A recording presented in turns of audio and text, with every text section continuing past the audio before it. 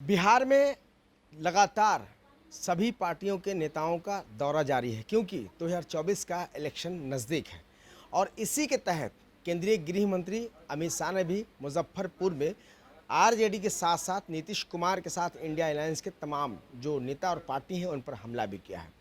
और हमारे साथ खास बातचीत करने के लिए हमारे साथ हैं सौरभ सिंह जी हैं, जो कि आरजेडी के वरिष्ठ नेता हैं, एमएलसी हैं और जो है ख़ास तौर पे युवा हैं। इनसे जानने के मुकम्मल तरीके से हम कोशिश करेंगे। सौरभ जी, पहला सवाल आपसे है कि जिस तरीके से केंद्रीय गृह मंत्री का दौरा हुआ, आपने भी उनका भाषण सुना होगा। लगातार लालू यादव आपकी पार्टी जो है कि मतलब निशाने पर रही, तो इस पर क्या कहना चाहेंगे? देखिए, ये बीजेपी वाले के पास तो मुद्दा होता ही नहीं है। ये चाहे सदन पे भी भाषण दे या सड़क पे भी खड़े होकर भाषण दे, किसी मैदान में भाषण दे, इनके पास तो एक ही टॉपिक ही होता है, लालू जी की फैमिली। कभी डेवलपमेंट पे तो बात करेंगे नहीं, कभी अपने विज़न की चर्चा करेंगे नहीं कि हम अगर आए हैं तो जीतेंगे तो क्या करेंगे, क्या क्या मेरा प्रपोज़ल है। इनको तो एक ही बात कहना, एक ही चीज़ दोहरानी है, लालू जी की फैमिली, लालू जी की फैमिली, और उसी पे अपनी राजनीति चमकानी है। तो कोई मुद्दा रहे तब तो हम उनके बारे में बात करें।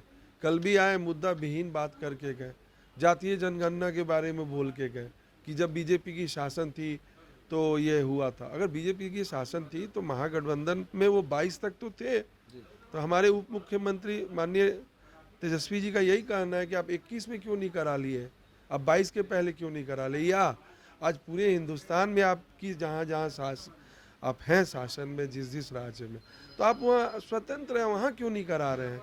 अगर बिहार में हुआ है तो फिर टिक्का टिप्पणी करने की क्या बन रहे हैं। कभी बोल रहे वो जाति बढ़ गई, वो जाति कम हो गई, ऐसा बोल के चले जा रहे हैं। कभी बोल रहे हैं कि मुसलमान और यादव को बढ़ा दिया गया। तो ये सारा इनको अपनी राजनीति सेकने के लिए, और बीजेपी के पास कोई मुद्दा है नहीं। बार बार इनको लालू जी का परिवार, उसके बाद जब उससे उनका नहीं होता है वोट बैंक, तो फिर ईडी, सीबीआई और फिर इनकम टैक्स का सहारा लेंगे। इससे बड़ा प्रमाण क्या होगा। आज से 2 महीना पहले खुद हमारे भारत के माननीय प्रधानमंत्री जी ने अजीत पवार जी के बारे में बोला कि 70,000 करोड़ का घोटाला हुआ है महाराष्ट्र में। और जब सरकार बन गई बीजेपी गठबंधन की तो 4 दिन में सब चीज़ भूल गए और उनको उप मुख्यमंत्री बना दिया।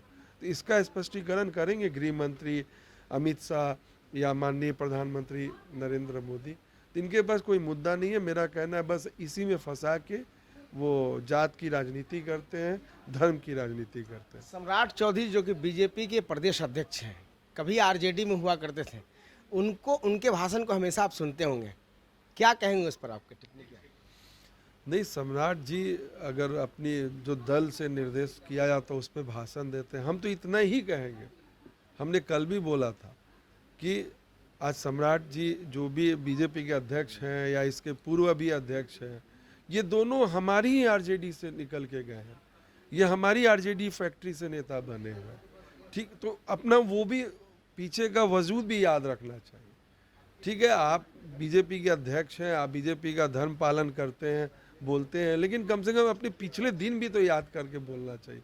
तो मेरा कुछ खासा उन पर टिप्पणी नहीं रहेगा।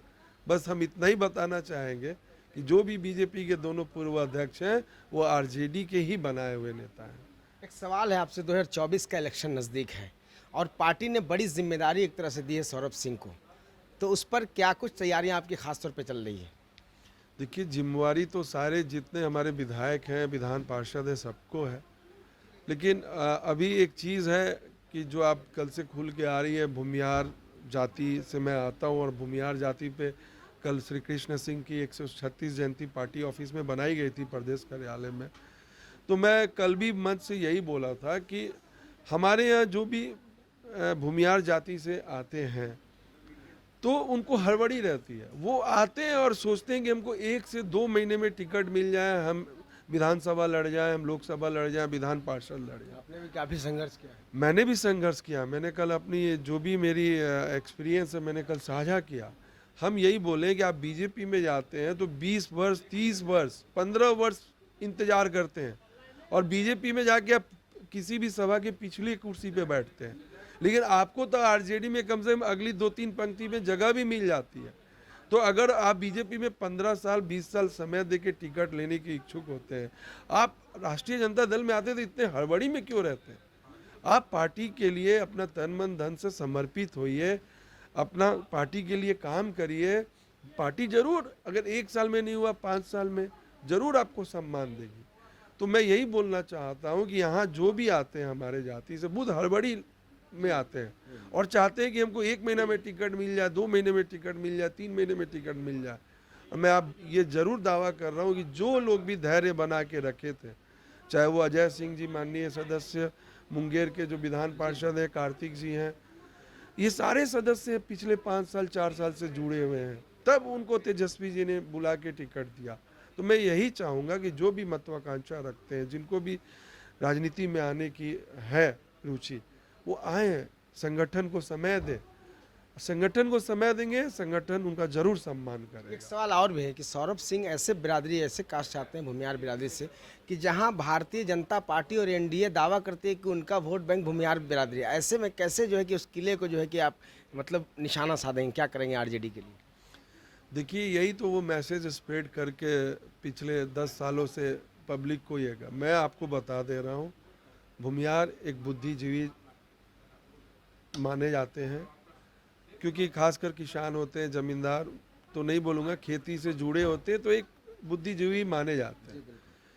तो किसी भी बुद्धिजीवी को आप अपना वोट बैंक नहीं मान सकते। ये समय का तकादा देखते हैं, जिधर समय का मांग रहता है रहेगी महागठबंधन से।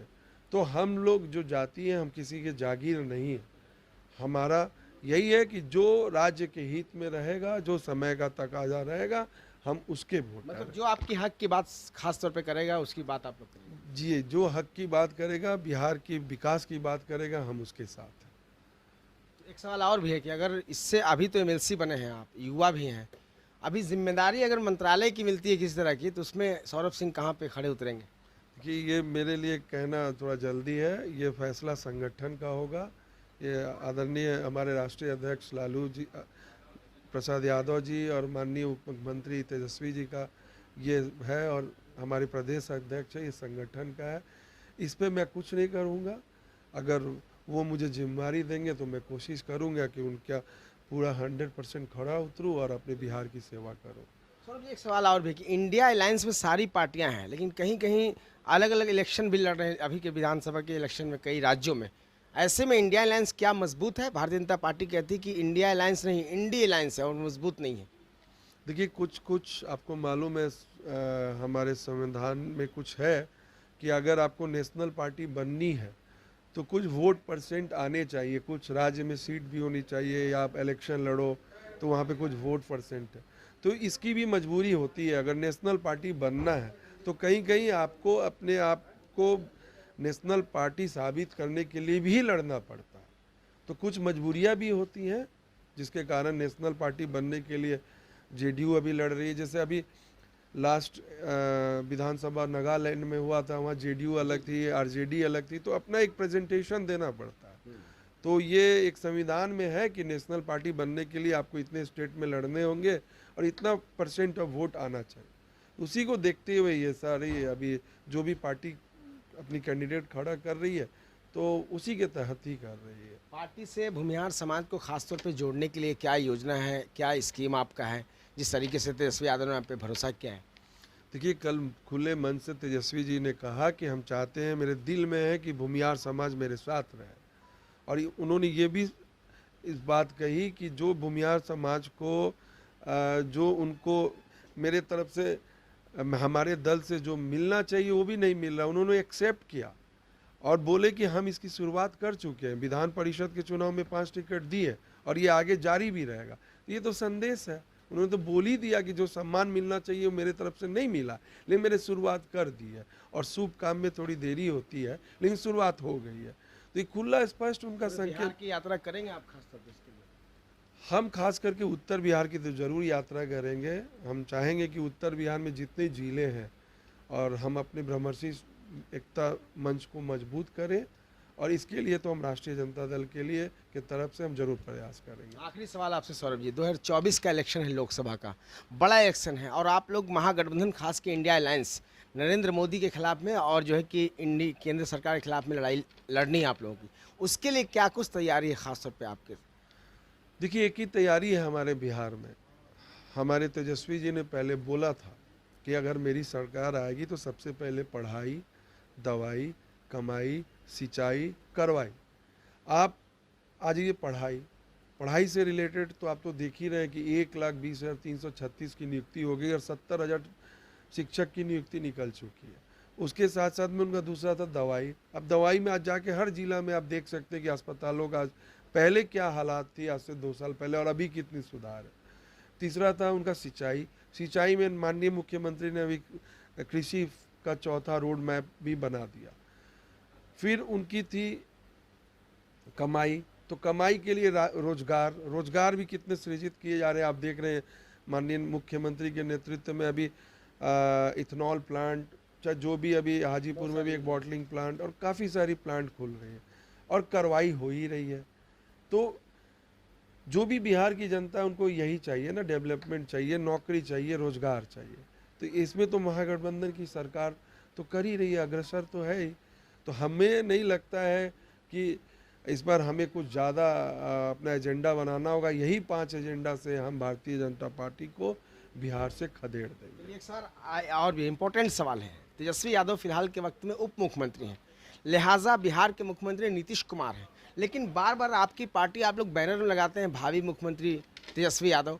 मतलब इतनी जल्दीबाजी क्यों है तेजस्वी यादव को मुख्यमंत्री बनाने की आप लोगों की खासतौर पर?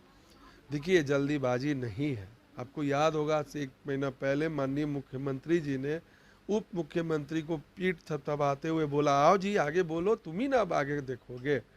तो उसके बाद ही हम लोग की खुशी की लहर है और माननीय मुख्यमंत्री जी ने आशीर्वाद दे दिया है तेजस्वी जी को और उस आशीर्वाद देने के बाद ही हम पोस्टर पे लिखते हैं या हम बोलते हैं। ऐसे कोई हड़बड़ी नहीं है। उन्होंने अपने खुद से आशीर्वाद दिया, एक पुत्र के समान, जैसे पिता पीठ थपथपा के आशीर्वाद देता है उसी तरह आशीर्वाद दिया, उसके बाद ही हम लोग बोलते हैं। ऐसे 2024 में नीतीश कुमार को प्रधानमंत्री बनाएंगे, 25 में मुख्यमंत्री बनाएंगे तेजस्वी यादव को, साफ है? देखिए, ये भी हमारे बोलना इस पे कोई उचित नहीं होगा और हमें बोला गया है कि महागठबंधन पे कोई भी किसी को भी प्रवक्ता को छोड़ के कोई भी कुछ भी नहीं बोलना।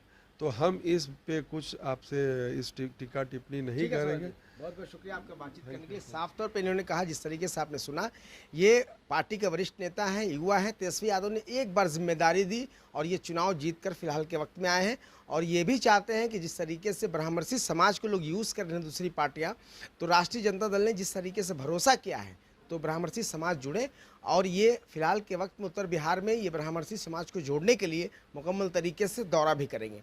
अब आने वाले वक्त में तय हो पाएगा कि इसका कितना फ़ायदा मिलेगा, लेकिन फिलहाल के वक्त में अगर देखें तो सौरभ सिंह जिस तरीके से पार्टी में मेहनत कर रहे हैं और जिस तरीके से तेजस्वी यादव पार्टी को आगे बढ़ा रहे हैं, कहीं ना कहीं A to Z की पार्टी की बात तेजस्वी यादव कर रहे हैं और इसका फ़ायदा भी दिखाई पड़ रहा है।